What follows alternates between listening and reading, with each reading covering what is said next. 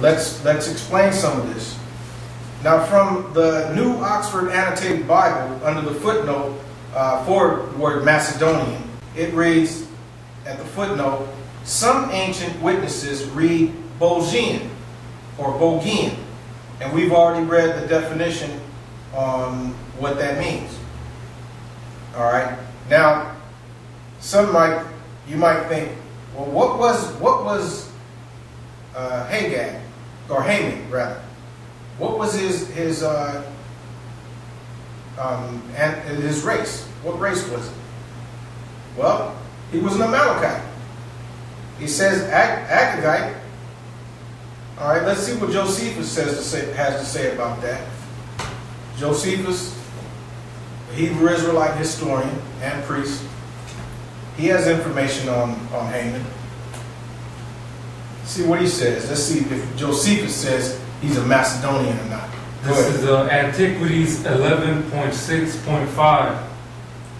And it says, now there was one Haman, the son of Ammedatha, by birth an Amalekite. Oh, it says by birth he was an Amalekite. Go ahead. They used to go into the king, and the foreigners and Persians worshipped him, as Artaxerxes had commanded that such honor should be paid to him. But Mordecai was so wise and so observant of his own country's laws that he would not worship the man. When Haman observed this, he inquired whence he came, and when he understood that he was a Jew, he had indignation at him. Now, why did he have indignation? Because we were told to wipe out the Amalekites. And we'll get to that in a minute. Go ahead. Indignation at him, and said within himself, that whereas the Persians who were free men worshipped him, this man who was no better than a slave does not vouchsafe to do so. And when he desired to punish Mordecai, he thought it too small a thing to request of the king that he alone might be punished. He rather determined to abolish the whole nation, for he was naturally an enemy to the Jews. Right. It says he was a natural enemy to the Jews. And we're going to find out why. Many of you know this already, but let's go through and rehearse this, because in doing this, we're going to show and prove how the Amalekites or the Macedonians cannot be Amalekites. Yeah, let me finish this up right here. Go ahead. Because the nation of the Amalekites, of which he was, had been destroyed by them. All right, you hear that? Read that again. It says, for he was naturally an enemy to the Jews, because the nation of the Amalekites, of which he was, had been destroyed by them. All right, so the Israelites destroyed the Amalekites. Obviously, he was the last one left.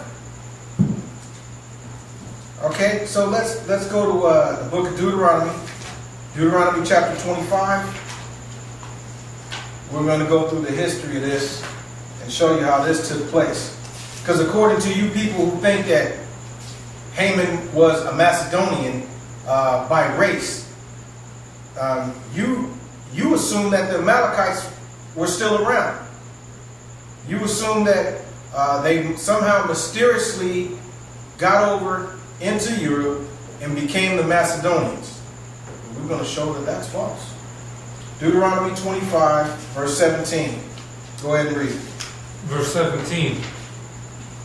Remember what Amalek did unto thee by the way, when ye were come forth out of Egypt. Go ahead. How he met thee by the way, and smote the hindmost of thee, even all that were feeble behind thee, when thou wast faint and weary. And he feared not the Most High. Therefore it shall be, when Yahweh thy mighty one hath given thee rest from all thy enemies round about, in the land which Yahweh thy mighty one giveth thee for an inheritance to possess it, that thou shalt blot out the remembrance of Amalek from under heaven. Thou shalt not forget it. Right. So that was our mission. We were told to do something. And we did it. All right. Let's go over to 1 Samuel. 1 Samuel chapter 30. We're going to pick it up where David dealt with them. King Shaul failed to deal with them. All right. But Samuel, he killed Agag, and David, he wiped out the Amalekites and only left 400. 1 Samuel chapter 30, verse 17. This is 1 Samuel chapter 30, 17. And David smote them from the twilight even unto the evening of the next day, and there escaped not a man of them, save 400 young men which rode upon camels and fled.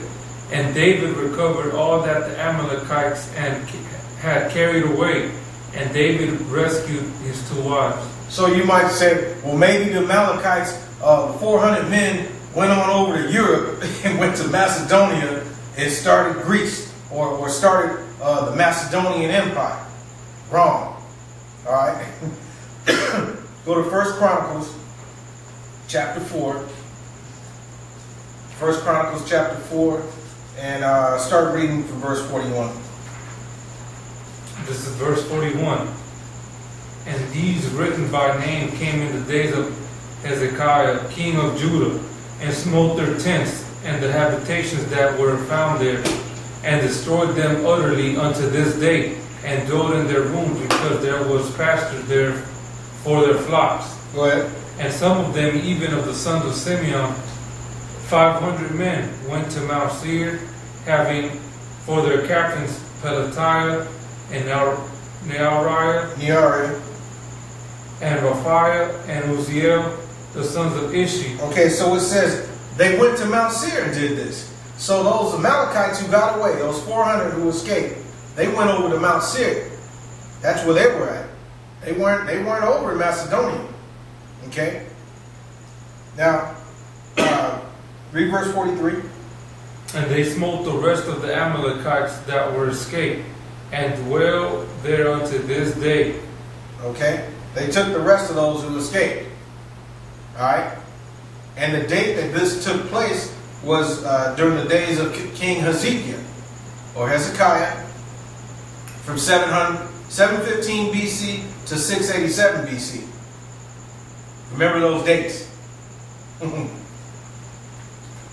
All right, let's go to, right now, let's get the history on Macedonia. Now,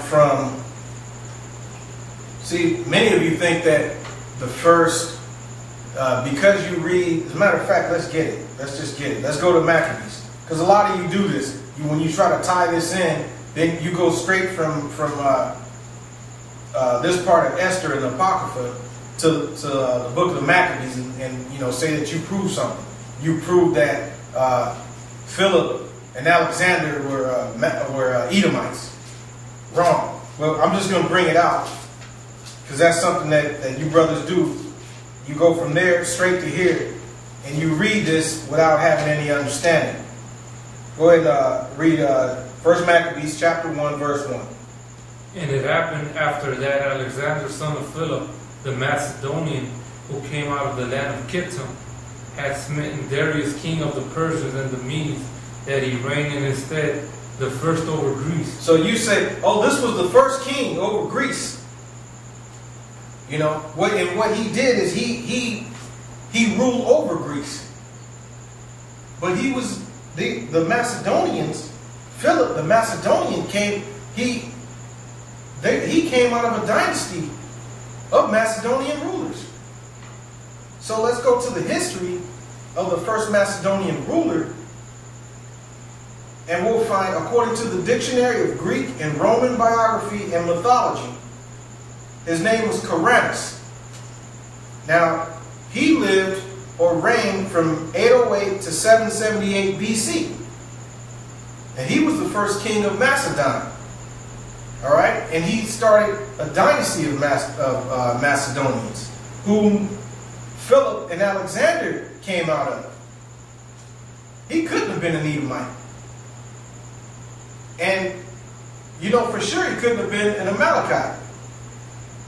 Because the Amalekites who were in Seir were wiped out.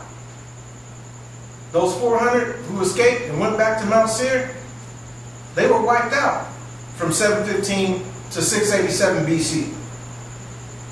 And the 400 that were left, during the days of King David, what was that, approximately 1058 to 1050 BC, around there? So they couldn't have had time to sneak out, go over to Macedonia, and start this kingdom. Second of all, these Quirinius and these Macedonian rulers, they came out of the land of Argos. Alright? That's a lower southwest portion of the Macedonian region. Alright? So, and I'll leave that up to you to research.